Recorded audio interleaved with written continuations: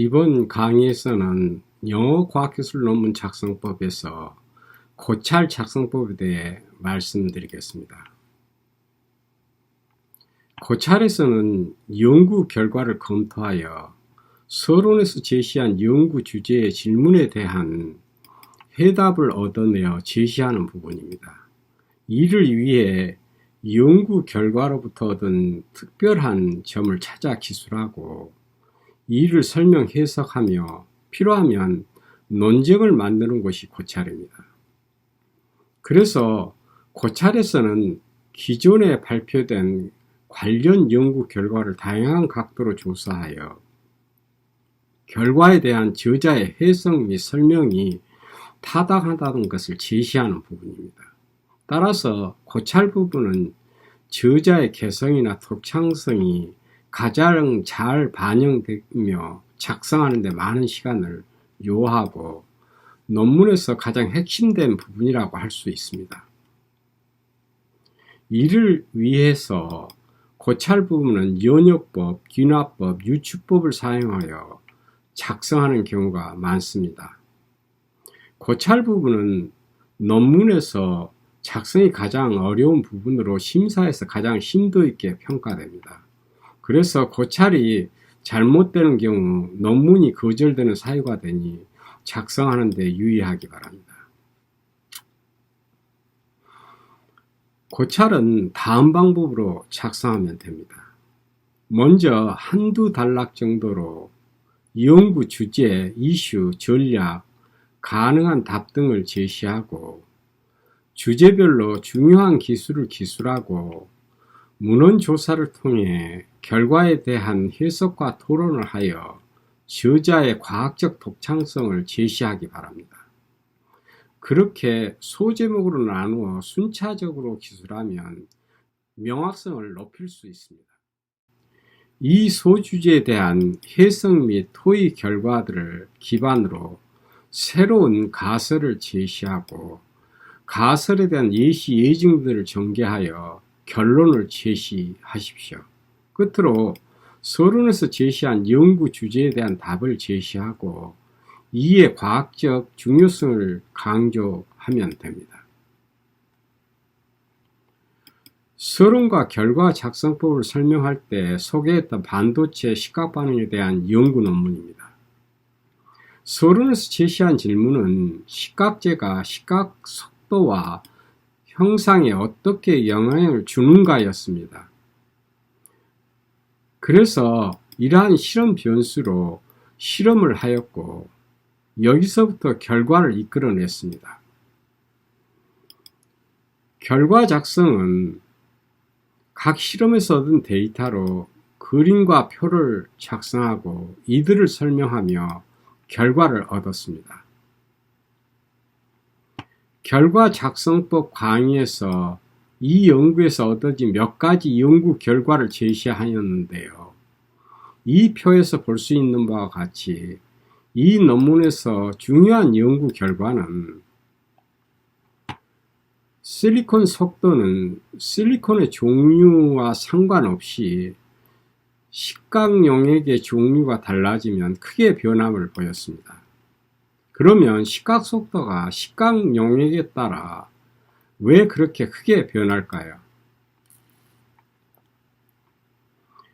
이 논문에서는 이 설명과 토론을 고찰해서 여러 문헌 조사를 하여 반응 물질의 에너지 이론을 이용하여 하였고 자세히 보면 반도체 에너지 준위와 화학 용액의 에너지 준위는 서로 다른 에너지 준위를 갖기 때문에 먼저 이들의 에너지 준위를 동일한 에너지 척도를 갖게 환산해 준 후 비교해 보면 이렇게 환산된 식각 용액의 에너지 준위는 반도체 에너지 준위와 같은 척도를 가지므로 식각 용액을 계산된 에너지 준위로 표시하여 이 그림의 X축에 실리콘의 식각 속도를 Y축에 표시하면 식각 용액의 에너지 준위가 실리콘의 원자가 전자대인 마이너스 5.44 일렉트론 볼트 이상에서는 시각 속도가 급격히 증가된다는 것을 볼 수가 있습니다. 이로써 시각용의 선택에 따라 실리콘 표면에서의 전공의 농도가 증가하여 실리콘과의 시각 반응 속도를 증가시킨다고 과학적인 이론을 이용하여 설명하였습니다. 반도체와 시각 용액의 반응을 설명할 수 있는 일반화된 과학적인 이론을 제시하였습니다. 참고로 이 논문에서는 결과와 고찰을 함께 작성한 예인데요. 앞의 논문과는 달리 연구 결과를 그림으로 표시하여 간단한 설명과 함께 배열을 하였고, 동시에 여러 문헌 조사를 통해 결과에 대한 설명과 토론을 하여 결과에 대한 설명의 타당성을 논리적으로 전개하고 있습니다. 고찰을 작성하면서 주의해야 할 사항은 문장의 전개는 한 문단씩 하며 전개는 다음 3단계, 즉 먼저 주제를 언급하고 다음에 논리 전개를 하고 마지막으로 결론을 내리는 순서로 전개하면 효과적입니다. 논리 전개에서 종래의 주장과 다른 주장을 할 경우는 문제점을 지적한 다음 자신의 주장을 제시하고 타인의 주장을 인용하거나 이론적 설명으로 자신의 주장이 맞다는 것을 명확히 해야 합니다.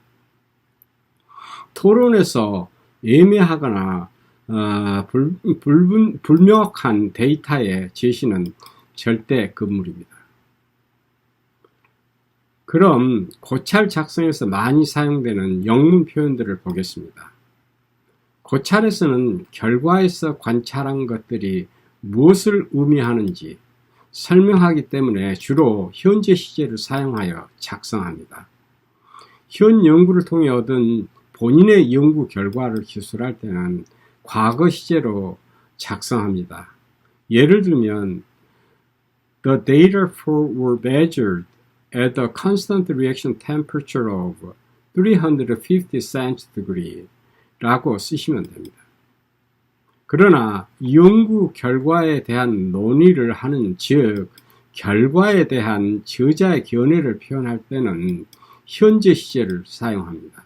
예를 들면 It is clear that the obtained experimental data very well coincide with the theoretical calculation 이라고 쓰시면 됩니다. 고찰 부분에서 의문에 대한 답변을 저자의 의견으로는 영원 진실이라고 생각하는 것이므로 현재 시제로 표현하면 됩니다.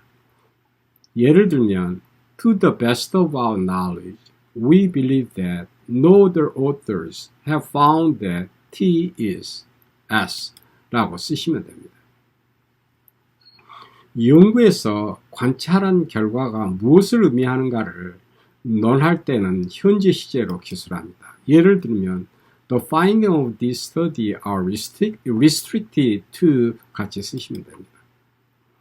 그림과 표의 데이터가 보이는 어떤 경향을 설명할 때 실제 데이터는 없지만 저자의 경험이나 확신으로 의견을 피력할 때는 조동사를 사용하면 효과적입니다. 예를 들면 The drop in pressure must have been due to a crack in the pipe 같이 쓰시면 됩니다. 고찰에서 저자가 얻은 연구 결과를 기존 문헌에 보고된 연구 결과를 인용하여 설명할 때는 서론에서 제시한 한 문헌 조사 인용 표현 방법에 따라서 영문을 작성하면 됩니다. 참고하시기 바랍니다.